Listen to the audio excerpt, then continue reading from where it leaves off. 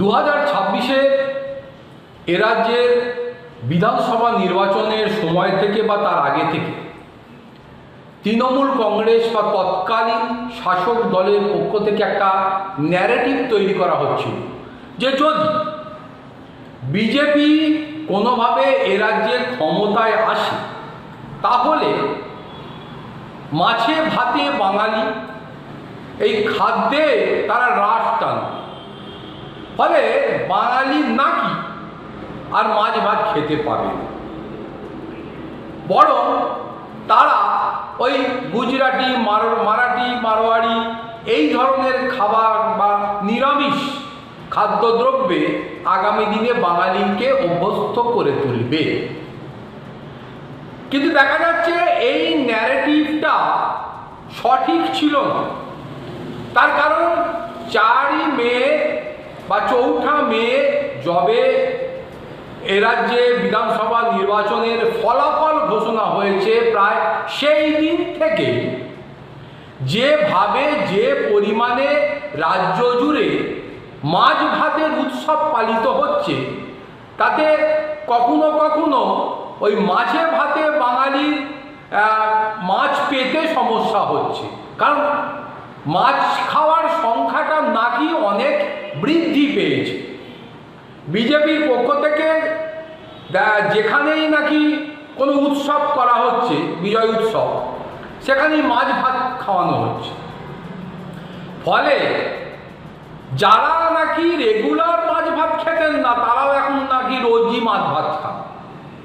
এদিকে আবার ভরতপুরের ওই বিধায়ক হুমায়ুন কবির, তিনি নাকি হুমকি দিয়েছেন বর্তমান বিজেপি নেতৃত্বাধীন সরকারকে যে যদি গরুর মাংস বন্ধ করে দেওয়া হয়, গরুর মাংস মানুষ খেতে না পায়, তাহলে তিনি বৃহত্তর আন্দোলন শুরু করবেন এই রাজ্য সরকারের বিরুদ্ধে।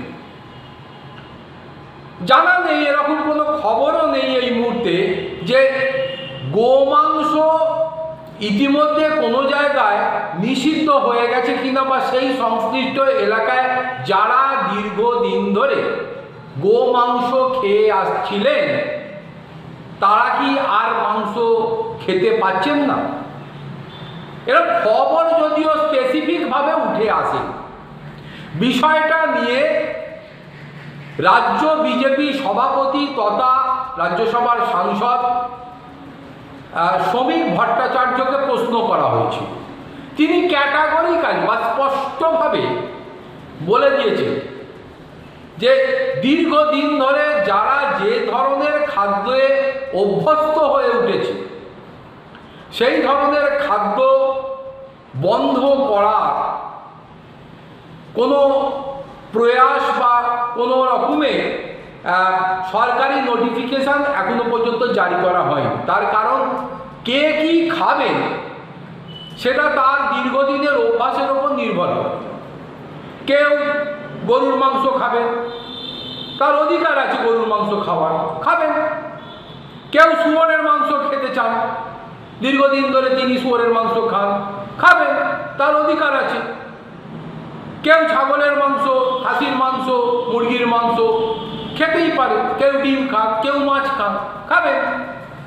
অর্থাৎ খাদ্যে তো কোনো রকমের বিধি নিষেধ বর্তমান সরকার চাপায়নি, চাপাবেও না। তাহলে প্রশ্ন কেন উঠছে না, অনেক জায়গায় শোনা যাচ্ছে স্লটার হাউস বেশ কিছু তাদেরকে বন্ধ করে দেওয়া হয়েছে। এই বিষয়েও রাজ্য সরকার এবং রাজ্য বিজেপির ভাবনা চিন্তার বিষয়ে তিনি স্পষ্ট মত দিয়েছেন। তিনি বলেছেন অবশ্যই গরুর মাংস খাওয়া যাবে, গরুর মাংস খেতে গেলে গরুর মাংস বিক্রিও করতে হবে, কিন্তু অবৈধভাবে যে স্লটার হাউসগুলো রয়েছে, যাদের কাছে এই রাজ্য সরকারের কাছ থেকে স্লটার হাউস চালানোর জন্য যে লাইসেন্স নেই, তারা আর আগামী দিনে উইদাউট লাইসেন্স এই স্লটার হাউসগুলিতে গরু কাটতে পারবেন না, গরুর মাংস বিক্রি করতে পারবেন না।